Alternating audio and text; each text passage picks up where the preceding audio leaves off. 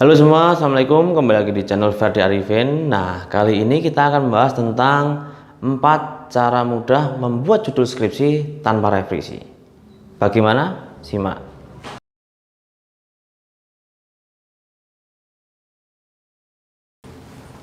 Oke, sebelum kita mulai, mungkin teman-teman bisa subscribe dulu di channel ini supaya lebih afdol. Nah, setelah sudah subscribe, kita akan mulai bagaimana sih cara membuat judul skripsi tanpa revisi.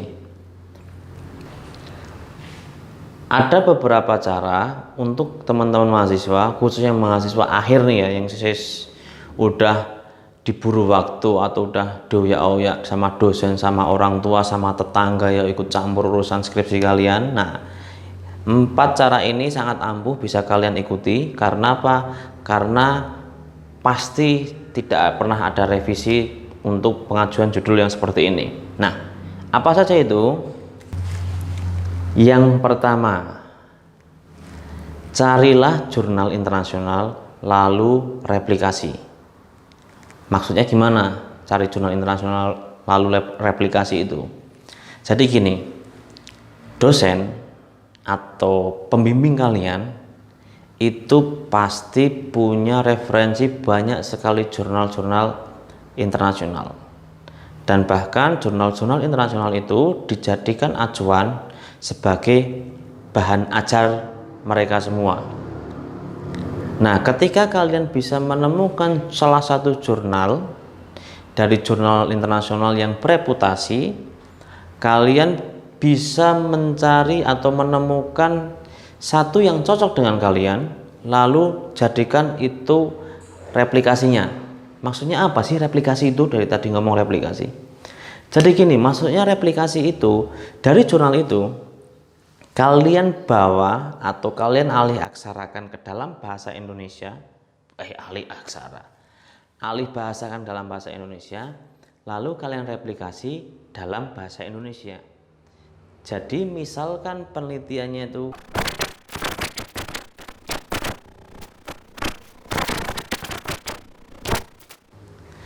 misalnya gini, the effect of social media towards children, kalian bisa replikasi ke dalam bahasa Indonesia menjadi judul skripsi kalian sebagai dampak media sosial bagi anak-anak. Udah sama kan? Itu pasti sukses. Karena apa? Karena nanti kalian cuma mengikuti apa yang sudah dilakukan di jurnal internasional ini, kalian lakukan untuk penelitian kalian. Yang membedakan adalah jelas nanti strukturnya kalau di luar negeri seperti apa, di Indonesia seperti apa, terus kemudian objeknya orang luar negeri itu seperti apa, Indonesia itu seperti apa. Hanya membedakan itunya. Yang jelas kalian replikasi bukan reduplikasi ya. Kalau reduplikasi berarti kalian mengulang itu, dan itu nggak boleh. Tapi kalau replikasi itu berbeda, kalian punya sense belonging sendiri terhadap penelitian kalian, tidak cuma comot ke dalam bahasa Indonesia. Oke, itu yang pertama, dan itu cukup ampuh sekali. Karena apa? Kalian punya dasar dari artikel yang punya kredibilitas luar biasa, yaitu jurnal internasional. Cara yang kedua ini lebih mudah dari yang pertama tadi. Mungkin yang pertama itu kelihatan sulit karena harus berbahasa Inggris atau berbahasa asing. Nah, kalau ini kalian nggak perlu jauh-jauh berbahasa Inggris. Kalian cukup datang ke perpustakaan. Kalian datang nih perpustakaan, dik. Kalian ke rak-rak penyimpanan skripsi, tesis, disertasi itu. Kalian ambil salah satu, skripsi aja lah, kalian ambil salah satu skripsi, lalu kalian buka halaman belakangnya. Bukan bener-bener belakangnya, tapi halaman saran peneliti. Jadi di situ kalian bisa baca apa saran peneliti yang diinginkan atau gimana ya. Kalian lihat apa saran penelitinya. Nah, dari saran peneliti itu kalian jadikan judul skripsi. Enak toh? Nggak perlu mikir pusing-pusing. Itu kalian cukup perpus, ambil laporan penelitian atau skripsi atau tesis atau disertasi, lihat halaman belakang, pasti kan ada saran peneliti, itu diambil, kalian jadikan itu sebagai judul skripsi kalian. Udah selesai. Kenapa itu dijamin diterima? Loh, karena penelitian itu ketika sudah dipublikasikan berarti penelitian itu kredibel. Nah, kalau udah kredibel berarti apa yang ada di dalamnya itu dipercaya. Nah, kalau apa yang ada di dalamnya dipercaya berarti saran-sarannya itu juga bisa kita ikuti. Makanya saran peneliti itu tadi bisa menjadi salah satu cara kalian untuk menentukan judul skripsi. Dengan catatan, lebih baik lagi jika kalian tanya dulu kepada dosen skripsi mana yang bagus, baru kalian ambil skripsinya, lihat caranya. Oke, gampang kan? Lalu yang ketiga, ini yang paling ampuh dan yang paling tidak mungkin untuk dosen menolak judul skripsi seperti ini. Apa itu? Jadi cara yang ini kalian tanya langsung kepada dosen pembimbing. Gak mungkin dong itu saran dari dosen pembimbing tapi dosen pembimbing tuh gak mau mengasih judul kalian. Itu cara paling gampang dan paling ampuh. Cuma kendalanya di sini ketika kalian mengambil dari saran dari dosen pembimbing, mungkin kalian akan diarahkan kepada idealismenya dosen dan kalian harus mengikuti idealismenya dosen tersebut. Bagus ketika kamu punya visi misi yang sama dengan dosen tersebut. Tapi kalau kalian punya value yang berbeda, kamu dengan dosen pembimbing itu berbeda, sudut pandangnya itu akan sangat merepotkan. Meskipun judulnya pasti tetap diterima. Oke. Jadi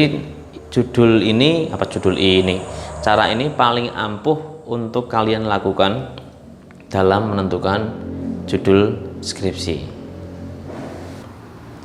Yang keempat atau yang terakhir, ini cara yang tidak kalah ampuh, cuma mungkin berapa persen gagal lah cara seperti ini, yaitu cari tema skripsi yang sama dengan teman kalian atau senior kalian, bedakan objeknya atau periode waktunya. Kenapa ini masuk dalam rekomendasi cara menentukan judul skripsi yang tanpa revisi? Karena ketika kalian itu sama mengajukan judulnya dengan skripsi teman kalian atau senior kalian yang sudah di approve atau yang sudah di ACC, ya otomatis judul kalian harus di ACC dengan catatan objeknya beda atau periode waktu penelitiannya berbeda. Jadi ada gap analisisnya tetap terlihat di situ. Oke. Jadi itu cara yang cukup tricky atau yang sedikit curang, itu ya cara yang keempat, karena kalian sama halnya tidak mikir sama sekali, cuma kalian lihat skripsi senior kalian lah mungkin yang dianggap bagus oleh dosen-dosen, terus kemudian kalian samakan, kalian tinggal ganti objeknya. Misalkan contoh kasus tadi kita contohkan dampak media sosial bagi anak-anak, itu dianggap penelitian udah bagus, udah disidangkan, yang nulis juga udah lulus, dosen-dosen juga menganggap penelitian itu dilakukan dengan baik.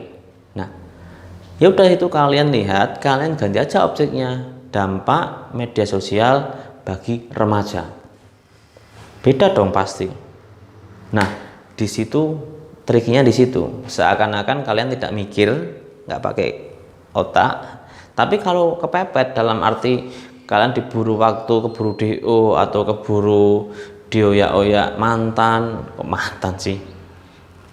Dioyak-oyak pacar untuk nikah, dioyak-oyak tetanggamu juga ikut campur dalam urusan skripsimu. Nah, cara itu bisa kalian lakukan sih, nggak masalah. Karena skripsi yang baik itu skripsi yang selesai. Oke, jadi mungkin itu tadi 4 cara menentukan judul skripsi tanpa revisi. Nah, mungkin jika teman-teman punya pengalaman terkait pengajuan judul skripsi, bukan untuk mahasiswa saya ya,